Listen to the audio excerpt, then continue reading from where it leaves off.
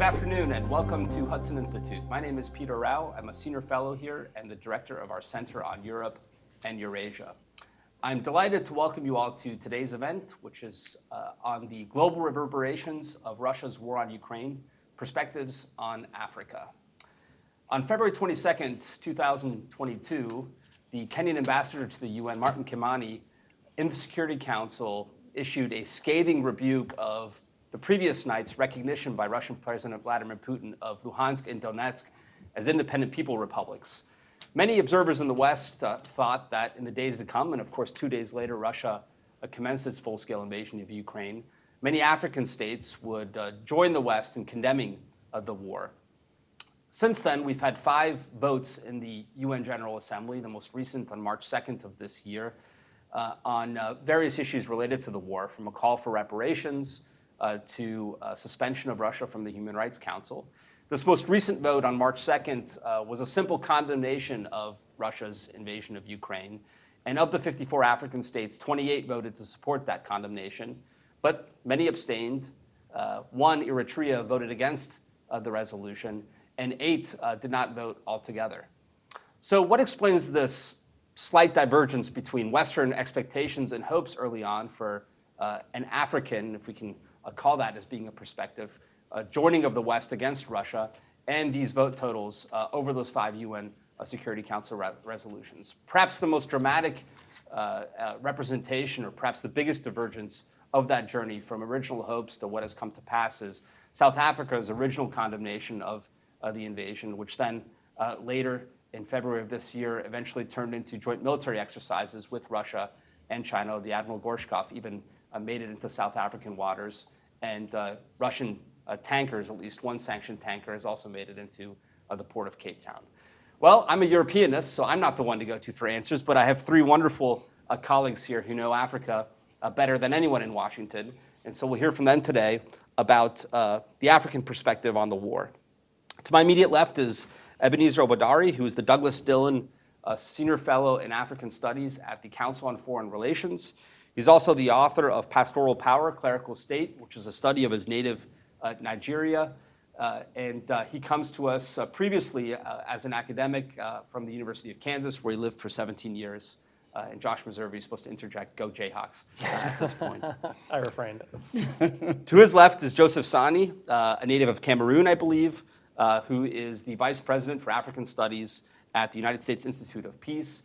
He's known as a conflict mediator, consultant, worked a lot with USAID, the U.S. Agency for International Development, on designing programs in Africa, and someone who's run a lot of Track 1.5, Track 2.0 dialogues. Previously, he was at FHI 360. And to my far left is Hudson's very own Josh Meservey, who is a senior fellow, our senior Africanist here on staff. He came to us from the Heritage Foundation, and prior to that, the Atlantic Council. Most importantly, he was my classmate at the Fletcher School of Law and Diplomacy. Thanks to all 3 of you for taking the time today. All of them have agreed to give a few minutes of opening remarks on how they frame Russia, Africa, and the war. And after that, we'll have a discussion for the balance of the hour. And I would just, suggest that we move down by order of introduction. So Ebenezer, the floor is yours. Thanks so much for being here, and look forward to hearing what you have to say. Yeah, thank you, my friend. Good to be here.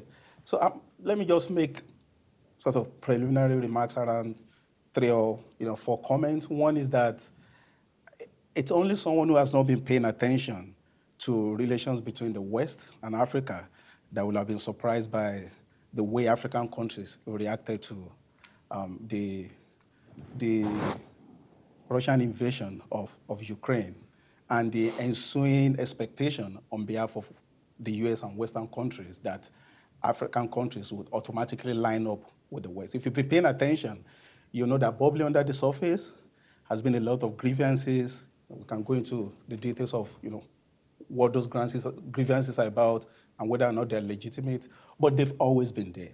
And what I like to call the declaration of insubordination on the part of African countries came against that specific backdrop. That's just to get out there in terms of just a general understanding of the background to the fragmented reaction on the part of African countries. The second point is that I think it's important to know that this is also not Russia's first coming. in Africa. I think people tend to sort of forget that. And once you understand that there's a context to Africa's relations with the Soviet Union and now Africa, most of what has been going on falls into place. It makes a lot of sense. And I think, maybe the third point is that I think most of the time, for the most part, we've focused on just the bread and butter part of, why African countries have taken sides with Russia as opposed to taking, sides with the West. And I think that's extremely important. But the other thing I also want to sort of underscore with respect to that is that I think it's also important for African countries to also keep in mind that maybe the most important question here is not just about, what is called allyship. What should Africa go with? I think there's a more important question of where should Africa itself, where should it head? It's true that US-Africa relations, West-Africa relations are at a very crucial conjuncture. I think, as part of that is also the question that I think African countries have to answer about what does taking sides with the United States or Europe, what does it represent?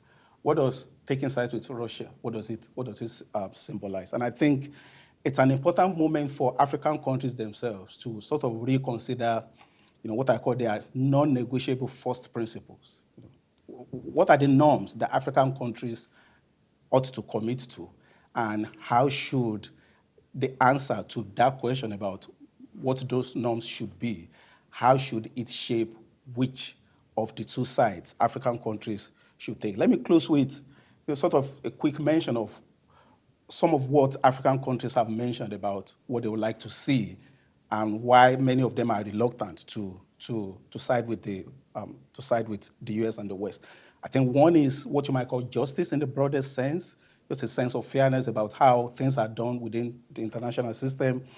A corollary of that is what you might call a consistent application of rules, sort of a level normative playing field. And then three, greater say within existing international systems, or if the case calls for it, a reconfiguration of many of those institutions. So just wanted to put those out as my own preliminary remarks. Great. Yes, Dr. Sany? thank you for having me. Thank you again.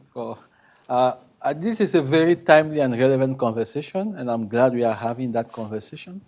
I think I will, and my brother Obadare said it well. I think he set the stage, the historical perspective, and the reason why there may be that fragmented response. Not all African countries obviously share the same views, so it's nuanced, I'm sure.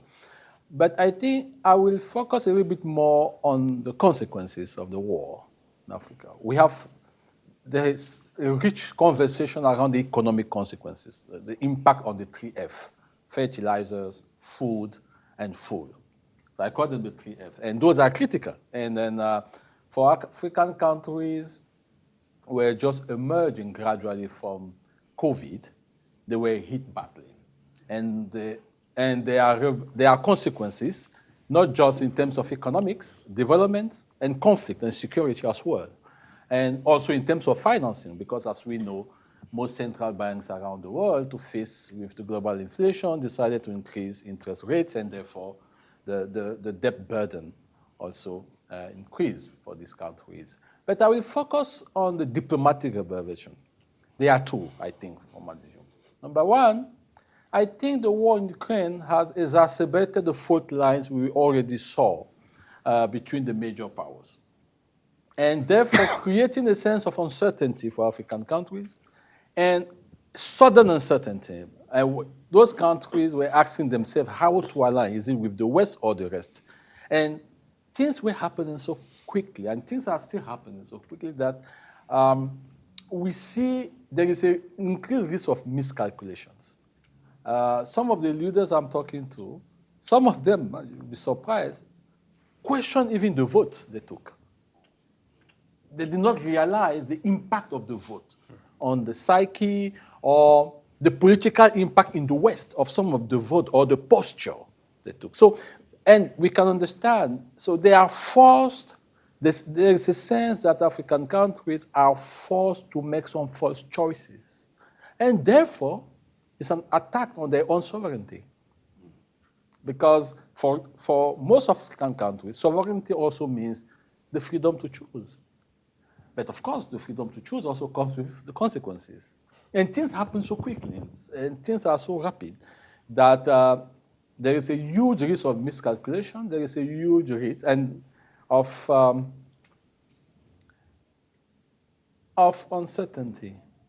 And they are rethinking their own alignment, either with the West or the rest, or with some of the major powers, China, Russia, etc. So that's number one, the disruption and the uncertainty that it has created, and with the pressure that comes with it.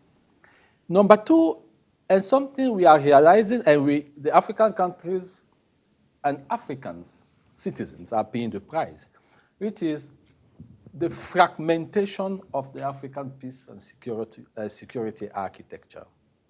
Because what the war in Ukraine has done, it has exacerbated the paralysis of the UN Security Council.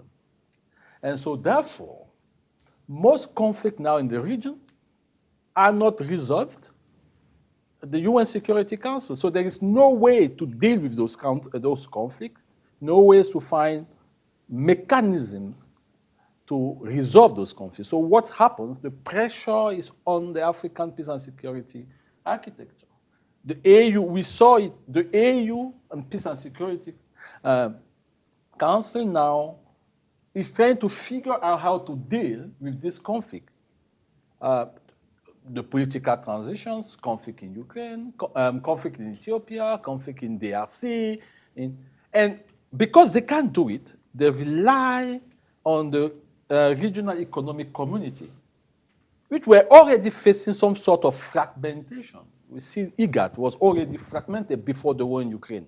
But this downward pressure creates further fragmentation and paralysis, leading to a situation where the whole African peace and security architecture becomes almost ineffective.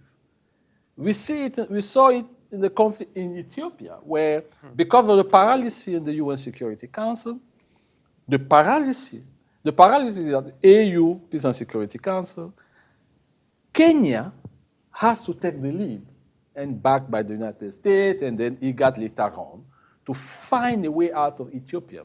We see it in Sudan today, where the mechanism is not working. And so the United States, the Saudi Arabia, Egypt, IGAD, we are trying to find a way to resolve that conflict. But all these people, there is a clear link between what is happening in Ukraine and the fragmentation that war is creating, and the pressure and the paralysis the war is creating in the UN Security Council between the major powers, and what African countries are experiencing as well. And it's very concerning moving down the road, because if we have a fragmented and inefficient African peace and security architecture, the future is a little bit bleak. I will stop there and then we come down. And it doesn't seem like there are really pathways to breaking open those log jams, because really great power competition has programmed into it, I think. Exactly. The vetoes at the UN Security Council on nettlesome security issues. Exactly. Josh, bring us home. Yeah, thanks. I'll try to just complement what my colleagues here have said. And I'll focus on some of the possible reasons that some African countries have declined to condemn the Russian invasion of Ukraine. And I think it's important, as everybody has alluded to, Africa's not a monolith, obviously, here. There's many different perspectives about Russia, about Ukraine on the continent, so it's worth bearing that in mind. But the reality is that about 50% of the countries that have declined, either by opposing, abstaining, or being absent on these UN resolutions, have been African, right? So that's a big block of countries. So it's worth trying to figure out what's going on here.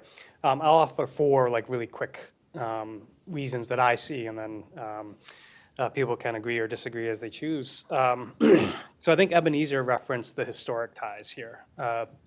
The Soviets were very active on the continent during the Cold War, and perhaps most importantly, they supported some of the liberation movements that are still in power in some of these countries. In Angola, Mozambique, Namibia. South Africa is actually an interesting case because the Soviets supported the ANC, and I think that has some relevance here to how we see the ANC acting today. And the Chinese, who also supported liberation movements on the continent, actually supported the PAC, the Pan-African Congress, which was a rival to the ANC. That's why South Africa and Beijing didn't normalize ties until 1998, 4 years after the fall of the apartheid government. So those historic links are meaningful. You also have current presidents who studied in the Soviet Union. President Nyusi of Mozambique is a graduate of a Soviet university.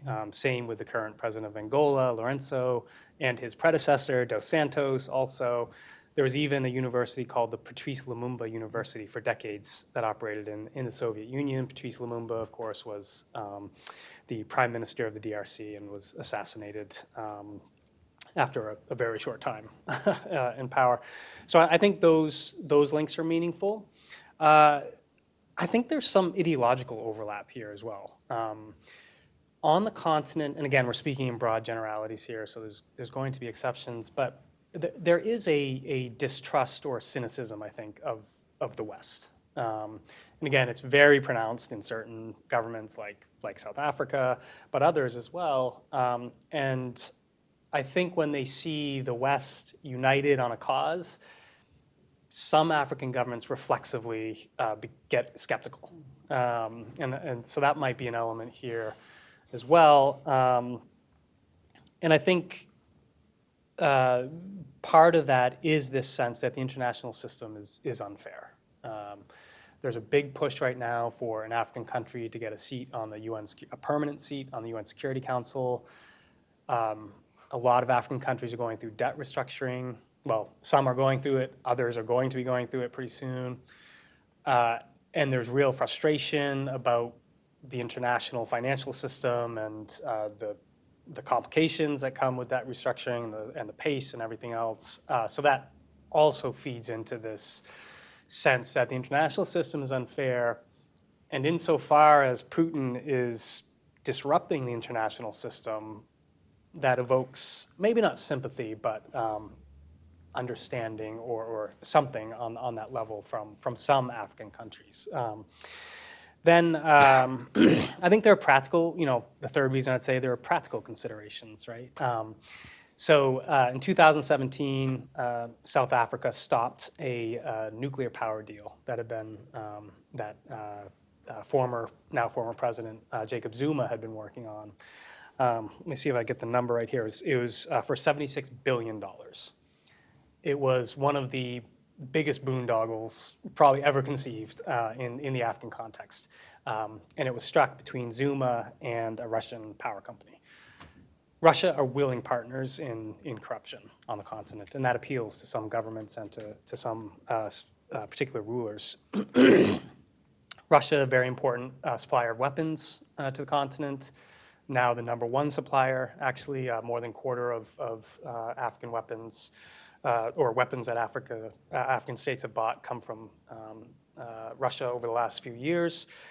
And then there's military support. So famously, the Wagner mercenary group is active in a bunch of different African countries.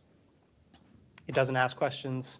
It doesn't have concerns around human rights or other things, other nettlesome strings that Western countries will attach to military aid. So I think that's attractive. And then just finally, Russia has made a diplomatic effort in Africa, right? They in 2019, it had its first Russia-Africa summit, very well attended by African heads of state. They rolled out the red carpet. And they've had several since then. In 2019, just a few numbers here, Putin canceled $20 billion of African debt that African states owed to the Soviets. That was never going to be repaid realistically, but it's still a gesture, right? And then we've seen Foreign Minister Lavrov crisscrossing the continent recently. He's been there frequently. So they've put in some sweat equity on the diplomatic front, and I think that has combined with some of these other elements to make a difference. Now, how much any one of these elements is important to any specific country varies, again, widely. Like, I think for some governments, all four of these elements are in play. For others, maybe none of them are, and it's a different set of reasons. But I'll throw those four out there as sort of general points. Well, let's stay then with Sergey Lavrov's most recent trip to the continent in January, and then in February. In total, he visited 7 African countries. I think it was Angola, South Africa, the country formerly known as Swaziland, Eswatini, Eritrea, Mauritania, Mali. What does Lavrov offer in those meetings? I mean, maybe we'll start with you, Josh. What do the Russians say to these African leaders when they land in their capitals? What's the play on offer? It probably varies depending where they are. So the discussions in Eswatini are probably very different from the discussions in Mali. Mali is right at the center of a vicious surge of terrorist activity in the Sahel, and that is where Wagner Group is quite active and has been for some years. The French were forced to withdraw, actually, in large part, probably because of Russian activity there. So I think Lavrov can offer a government like Mali's, which is a coup government. So it's been diplomatically isolated, including by the region. ECOWAS reacted pretty strongly to the coup there. It can offer it diplomatic ties. It can break some of the international isolation that these coup governments are experiencing. And it's really important to remember, again, Russia has a Security Council veto. And so in that sense, it can protect governments at the UN. So I wouldn't be surprised if there's very frank conversations around those sorts of issues.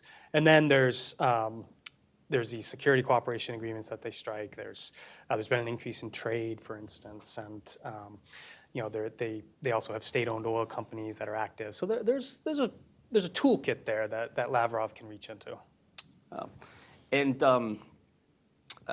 When you look at again, it's hard to speak of Africa because from east to west to south to not just sub-Saharan Africa, but also the Maghreb, there are different calculations, and even within those sub-regions, different countries, national interests at play.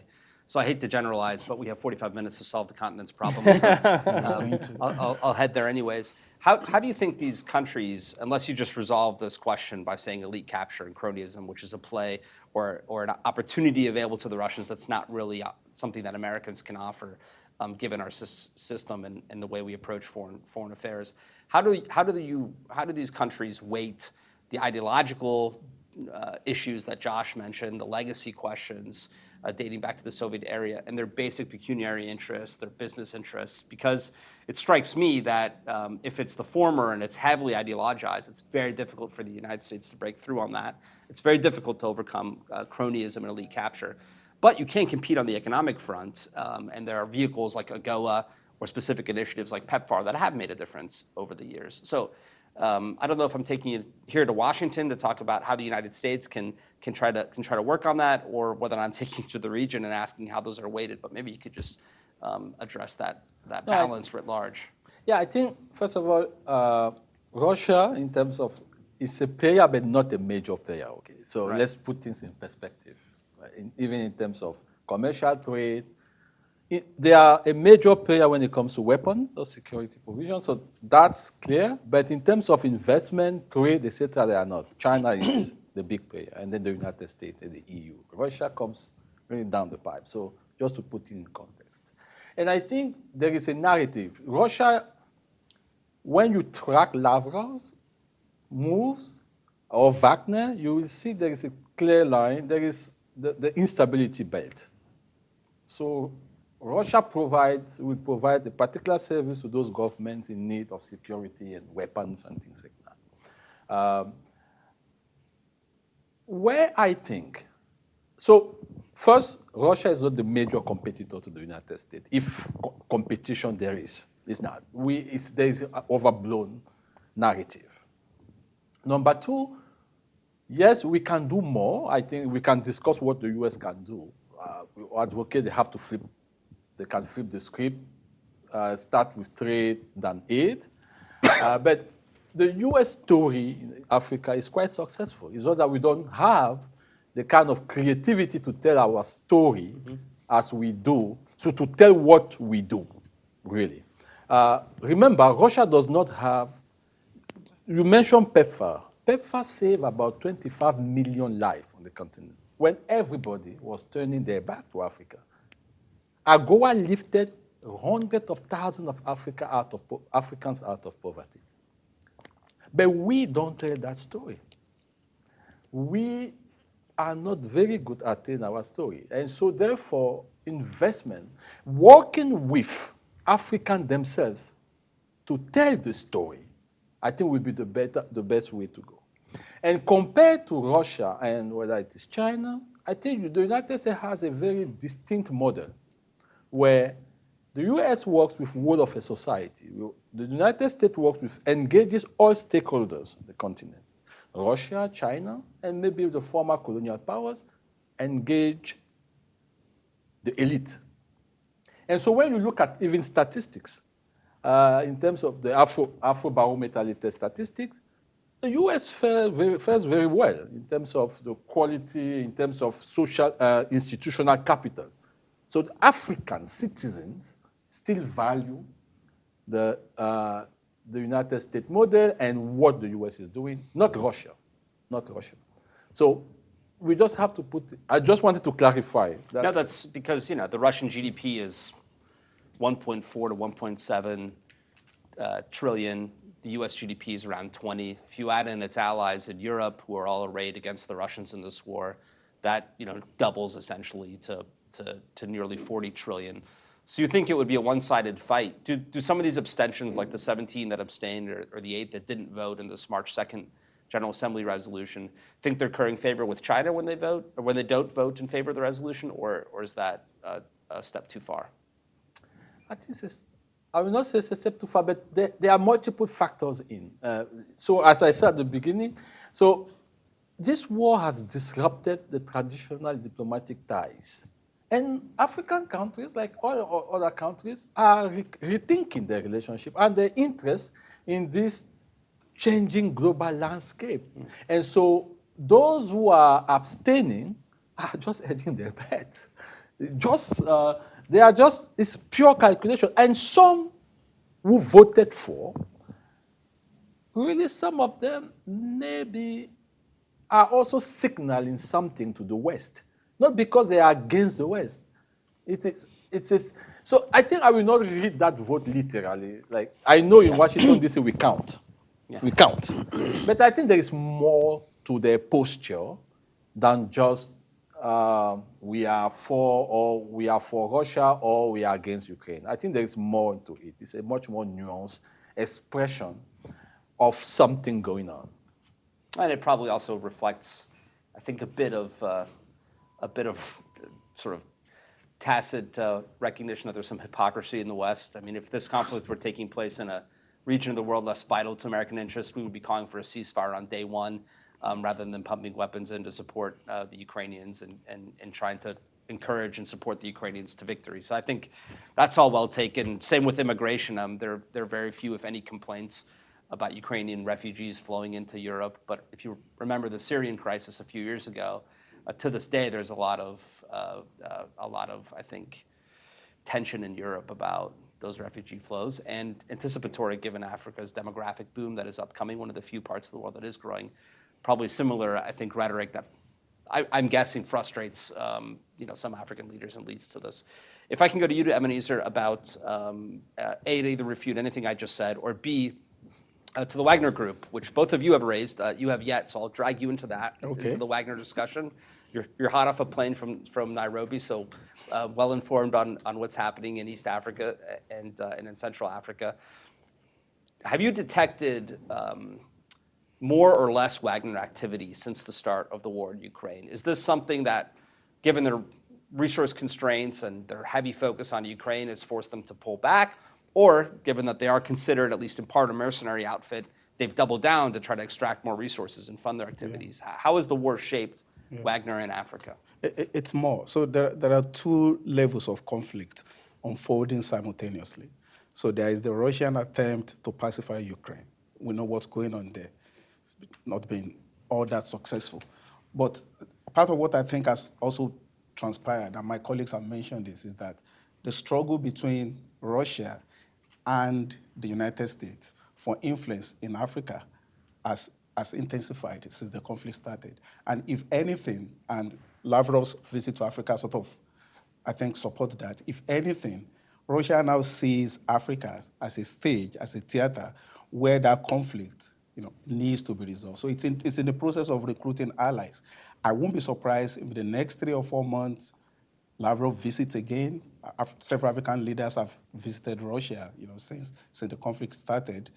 So that's we're in a state of flux where both the United States and the West on one side, and Russia on the other side are trying to recruit allies and to keep allies, to maintain a particular level of solidarity. So the footprint of the Wagner Group has predictably gotten bigger in Africa. You mentioned food, fuel, and fertilizer earlier, the 3 Fs. What or where concretely has the war most impacted Africa? Is it in grain prices? Is it in certain indicators? And does that in part explain also the desire for resolution, ceasefire, ending of the conflict? I think food, fertilizers. I think that's food insecurity has been, I think, the main area of impact. And because when you combine to that climate change, drought, flooding, etc., I mean, most African countries have been hit very hard, particularly in the Sahel. It's been, the damage is really of epic proportion. And so again, the United States has acted swiftly. I mean, they provided aid, but those problems reflect the need of really structural transformation. This is also an opportunity, and this is the responsibility of African countries, to seize on the moment, to rethink their agricultural systems, right? And also, for their partners, and particularly the United States can play a role here. And that's one of the hope, or we hope after the African Leaders Summit, that a follow-up of the African Leaders Summit is to see how partnerships, serious partnerships, can be built to transform the agri-business sector in Africa, right? So because it's really a paradox that Africa has 65% of the remaining arable land, and with Africa is experiencing food insecurity. So there is an opportunity here for the United States, given the resources and the leverage the United States has with development finance institutions, etc., to really work with Africans to rethink the agricultural sector. But to answer to your question, food insecurity was food security is still the biggest casualty of this war in Africa. Do you see that similarly? Yes, but it then begs, and I think my colleague flagged that, it begs other questions. So you mentioned one word, agribusiness. So there is agri, but there is also the business part of it. It does raise the question of why the business part has not been so successful in an African context. But that the level of exposure that African countries have had, especially in the Central Sahel, over the last 12 months, it has to then raise fundamental questions about why is it that fully independent countries, autonomous countries, cannot attain food security? If it's about drought, why is it that drought is not being properly managed? And I've sort of hinted at this before. I think beyond all of this, and my colleague is absolutely right about the level of food insecurity, fuel, and all of that, that one hopes that the political elite in different African countries would then step back a little bit and say, hold on, what if this conflict does not end in another 5 years? Are we going to be going with the bowl in hand to beg other parts of the world to feed us?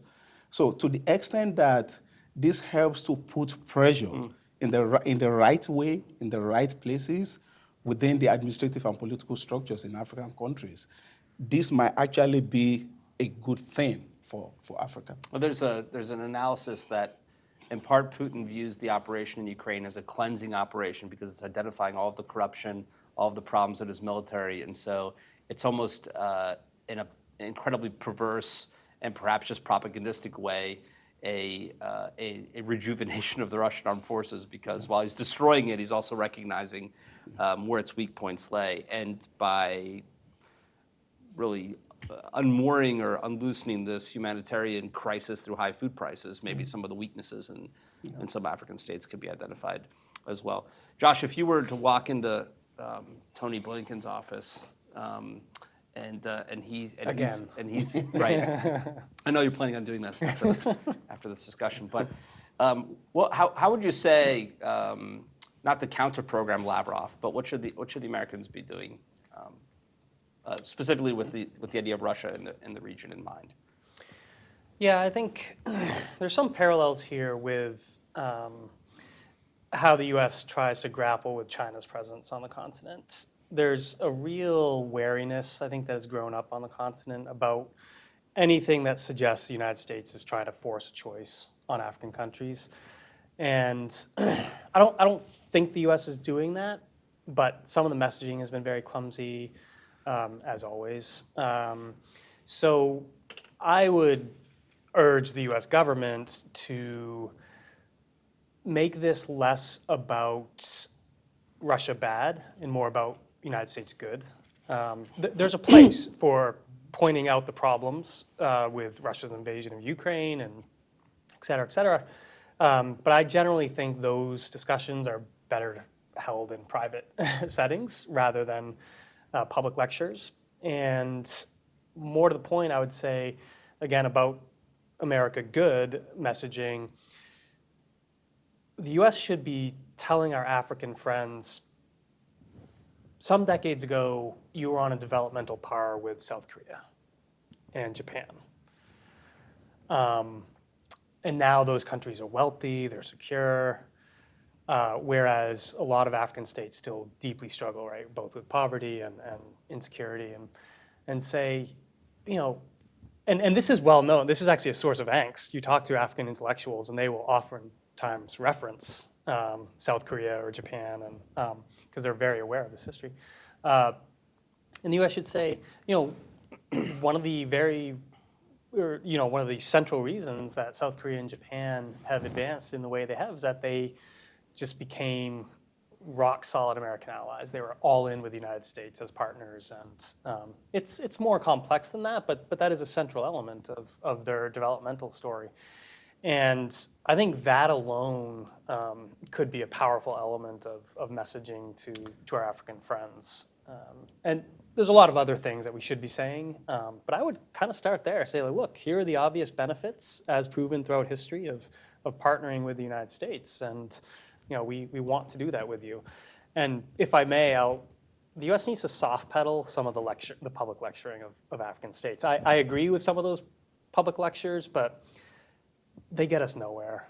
They're oftentimes counterproductive, actually.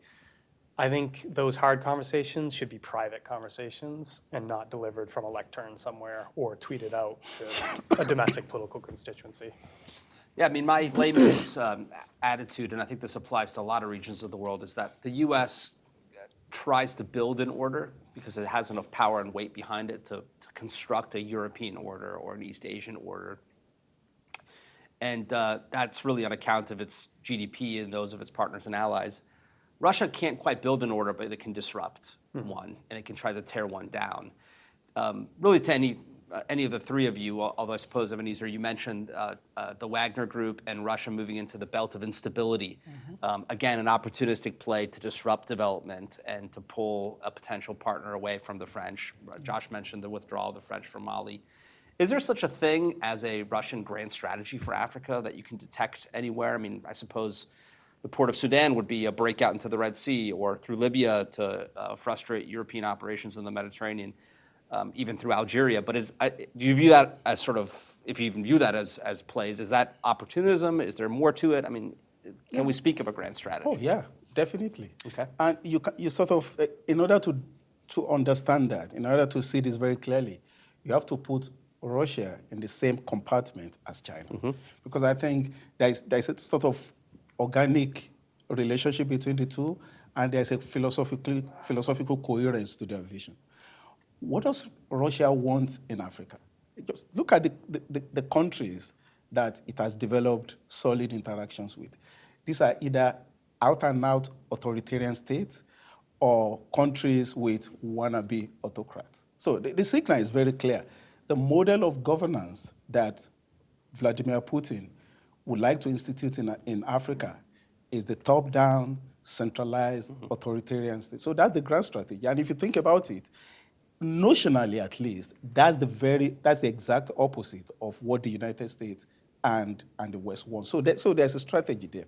But let me make a side comment and sort of tie it to what you were saying earlier about how the United States should proceed. And it seems to me that it's true, the lecturing, the lecture, maybe you want to dial that back a little bit.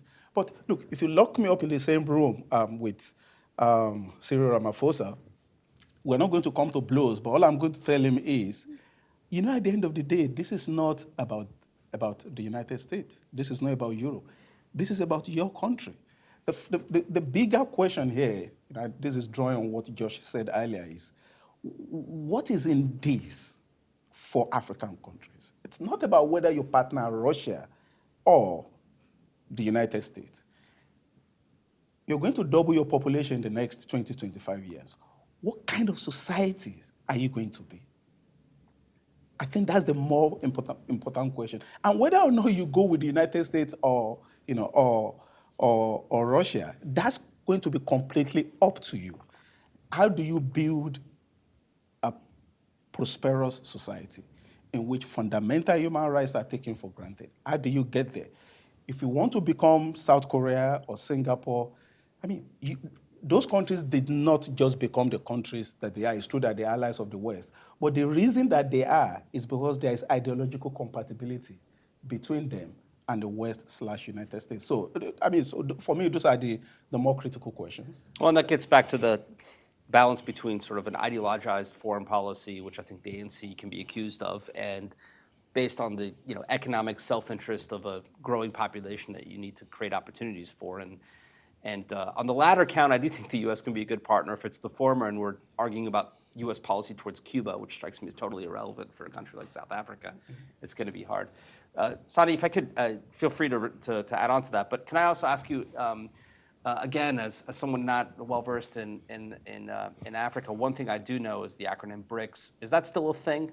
Is it relevant? I hear the South Africans oftentimes hanging on to it and clinging to it as an important regional format, or is it basically now just a Chinese-dominated forum with little to offer? How should we think about the BRICS? Should we watch the BRICS meetings with bated breath? No, I think it's important. I think because, again, in this fragmented world, where we have the emergence of all these centers of power, the BRICS, yes, we should consider it with interest. I think it offers another way out for others, other countries. So we can't disregard the BRICS. I think it's an important forum, and we should be watching what's happening there carefully, because they will also increase their membership at some point. It's all this form of alternative to the West, right? Maybe the BRICS today, maybe the Development Bank, all these alternative forms should be watched carefully, because we see the emergence of counterbalancing institutions to Western institutions that are accused of injustice and etc., letting down African people. But to come back quickly to what Obe was saying, I think, yes, African countries have agency and responsibility, right? That's important. They have to ask themselves, what's in for us, what's the next steps, etc. That's important. But I also think that we have to differentiate between the leaders and citizens. And I think the United States also can help or foster the emergence of this democratic momentum that we see and that willingness of citizens really to live in a democratic society.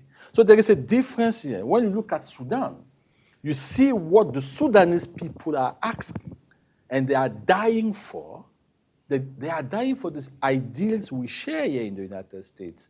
And I think it will be strategic for the United States to support this kind of movement, to expand the base of stakeholders who share, the vast majority of Africans, who share these ideas of justice, human rights, holding leaders accountable.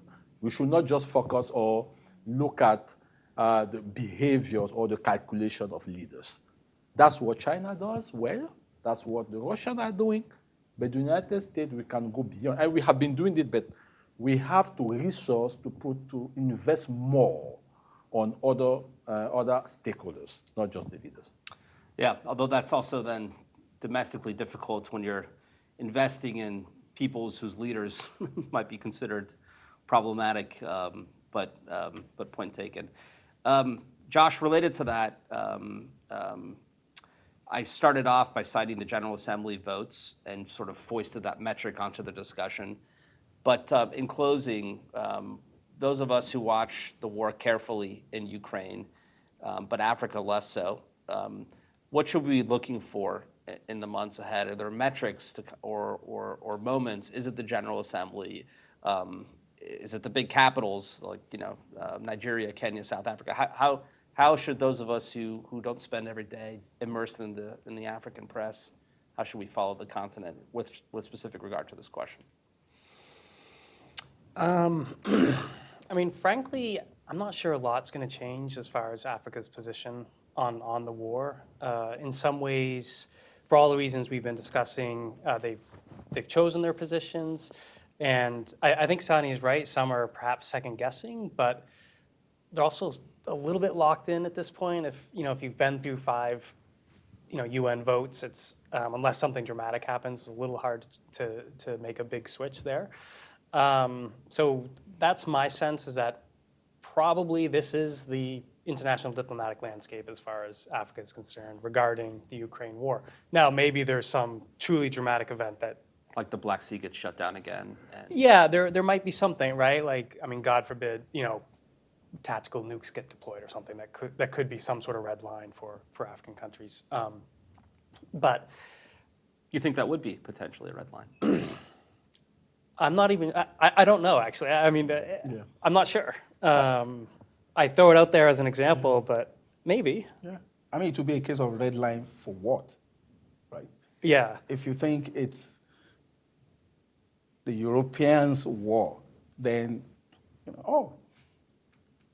nuclear weapons? Okay, well, good luck. Right. It will depend on how the dynamics of the war, of this war, right? So we saw that when the Ukrainians are successful, they have the support of the world. So when they are not, people second guess. So I think it depends on one hand the dynamics of the war, what Russia will do, and how Ukraine will react to that, and it will also depend on the consequences of that on the daily life of Africans. It's really so. It's not. I mean, I take your point. It's not ideological, frankly. People are making calculations, and because of the speed of the pace of the war, there are miscalculations. So it's a really rational choice, rational decision African countries are making. So it will depend on the context, on the dynamics of the war, and the level of pressure or incentive that the West will also deploy. Yeah. Right? So it will depend on all those things. For example, African countries are looking at the promises made during the African Leaders Summit. So if all of a sudden, in the next couple of months, etc., the United States is following through the promises, it may change the dynamics. France has an investment forum in June in Paris to discuss issues of the debt. So all those things will play out. African countries are also, just like all countries, thinking about this in rational terms. Yeah, and the Ukrainians themselves are also working on this, right? Like Zelensky, President Zelensky has said publicly that they want to focus more of their diplomatic efforts on Africa, and they've had some phone calls with African leaders. So, the Ukrainians are doing what they can. What I find so interesting, and I agree with Sany that these are rational calculations, but the ANC case is really interesting. That's less rational to me, right? Because if you think about Russian trade is like something like 0.4% of South Africa's trade, or it's minuscule. And Sany referenced this. Russia in general is not a huge economic player on the continent. It just isn't. In a few specific sectors, it's important, but across the board, no. So why the ANC is so persistent and so I don't want to use the word flagrant, but so public in their support of Russia, the joint exercises.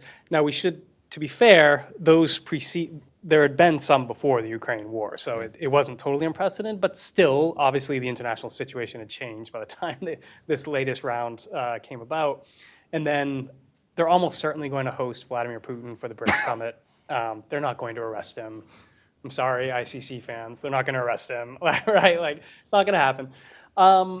So to me, that's really interesting, right? Like, to me, it seems a bit irrational how, and maybe a result of an ideological position more than anything from the ANC on this specific question, because they're just, I don't see many practical gains for the South Africans from their approach to Russia. You see, you said the South Africans, and the ANC is not the South Africans. I was shorthand. They are losing political clout. There are internal political dynamics within the ANC that may justify or help explain the posture, right? So it's not.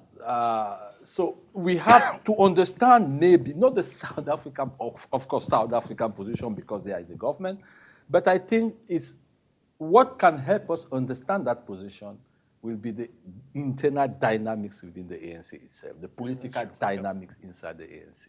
And they are feeling the pressure from the extreme left side of their own parties. And so that will may help us understand the position of the South African government. It's not South Africa, but the dynamics within ANC. And I bet you, if the ANC lose elections next time around, you will see a flip in the South African position. If the opposition parties take over, you will see a flip in the South African position vis-à-vis this war. Right. So I think it's more an internal dynamics within the ANC. Well, and the DA has said publicly that they would arrest Putin if he ventured into Western Cape, which they control. I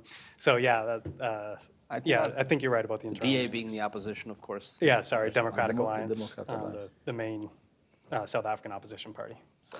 Well, thanks to the three wise men sitting here. Thanks so much to those of you watching this online. Please join us at hudson.org for future events and to see all of Josh's work, CFR.org, USIP.org for these other two gentlemen. And we appreciate your interest in this and all of our programming. Thanks so much.